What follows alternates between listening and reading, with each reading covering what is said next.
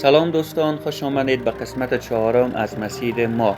مسیری که از صفر شروع کردم و می خواهم با تلاش و سختی با آرزوهایم برسم. امروز هم مثل روزهای قبل سر کار آمدم. کار ما شاید برای بعضی ها ساده به نظر برسد، اما پشت هر دیوار و هر خانه زحمت و عرق کارگران وجود دارد. امروز مشغول پسخه کاری هستیم و روی سنگکاری که انجام دادیم دیوار پسخه‌ای درست میکنیم. قسمی که میبینید با تراکتور اول گرد درست میکنیم، بعد خوب نرمش میکنیم، بعد ازش استفاده میکنیم.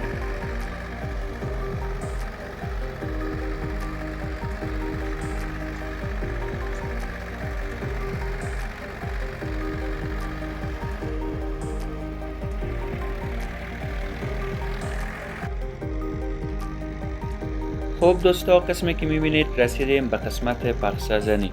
دوستا، در این قسمی که مشاهده میکنید دوستای ما گلی را که با تراکتور نرم کردیم همراه با بیل میزنند و با دست شاگرد استادکارمون میدهند و شاگرد استادکارمون دوباره به استادکار میده و استادکار ما رو پخشه ها را بالای همدیگر میگذارد تا دیوالا همین قسمی بالا ببرد.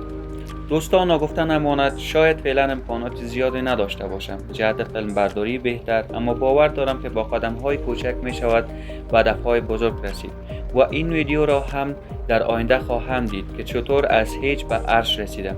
اگر دوست دارید این مسیر واقعی را همراه من ببینید خوشحال می شوم. کانال بازجو را حمایت کنید.